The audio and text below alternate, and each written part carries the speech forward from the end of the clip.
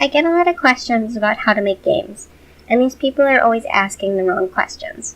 There is no step-by-step to creating the game you have in mind, and there are a million resources to get you started. But there are things that you learn that won't teach you the more important things involved in game design and community. There's also lots of resources for this kind of thing, but next to none for any regarding this niche community specifically. And with the growing amount of toxicity and negativity being spewed forth due to the lack of resources and general knowledge, it's time someone opened a dialogue. And that's what this is about.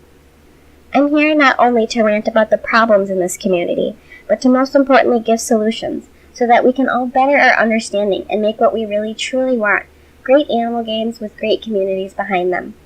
Whether you're a server owner, an aspiring game developer, a contributor, or a player, this should give you insight on how to deal with the community and make it better overall. Today, I want to talk about Humane guidelines, and how to keep from wasting your time and effort. There's a lot of new games in progress cropping up, and this is great news for the growing audience of us who want to play these, but terrible for those who aren't ready to start or who aren't knowledgeable enough to stay away. Time and time again, a project fails, and I hear people saying they wasted their time, and the fall of the project was awful for everyone involved. There's a few obvious and quick signs you can spot once taught to avoid these games and servers, and they come from how I decide whether or not a project is worth my time as someone who does a lot of indie game commission work. The first thing is a prototype. A lot of people decide a game is creative when they have a good idea and a few models. No, this is wrong.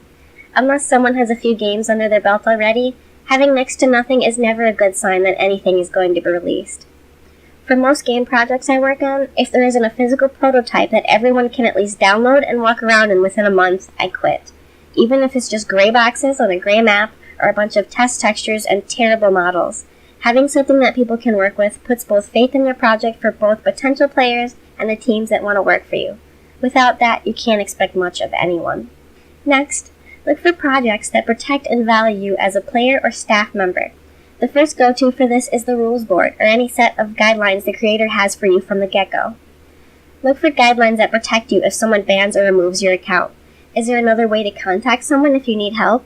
Do the rules discriminate against people of certain sexualities, language origins, or backgrounds? Do any rules outright state that you will be banned or kicked in them? Having rules like these show that they don't see you as a person, more so as a set of actions with no possible good reasoning behind them. These are red flags worth looking for, and even a promising game should be avoided if this is the case. Another way to tell if the creator has any value for players and staff is to see what they're knowledgeable about. A creator with no knowledge of coding, modeling, texturing, game design, or well, much of anything except this gloriously original idea is not much of a leader. What do they plan to do? Sit back while everyone else does the work? You wouldn't hire someone without film knowledge to direct a movie. Stop letting people with zero knowledge of the game industry tell you how to make games.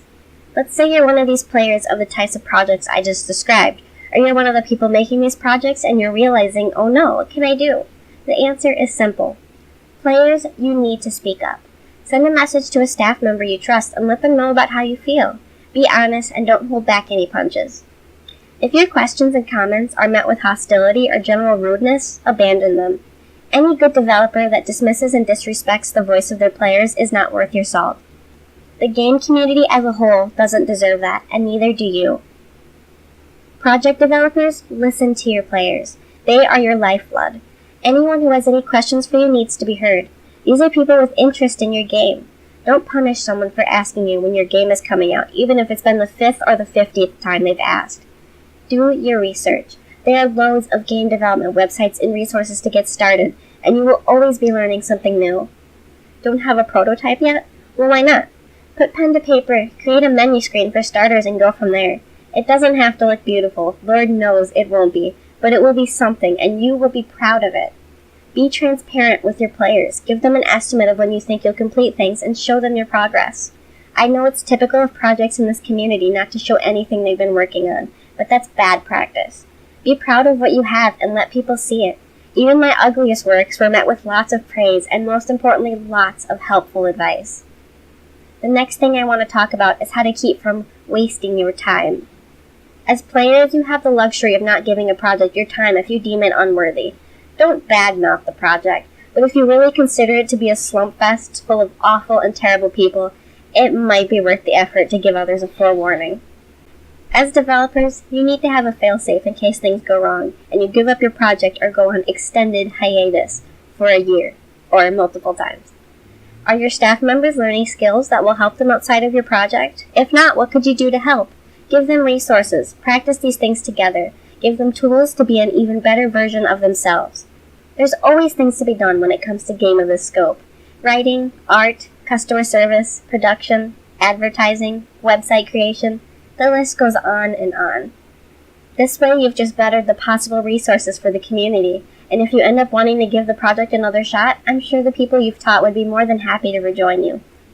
Or maybe they'll even start their own projects that they'd love for you to be involved with. Keep these things in mind next time you see a shiny new project, or you start your own, and we'll be on our way to a better community overall. Happy developing!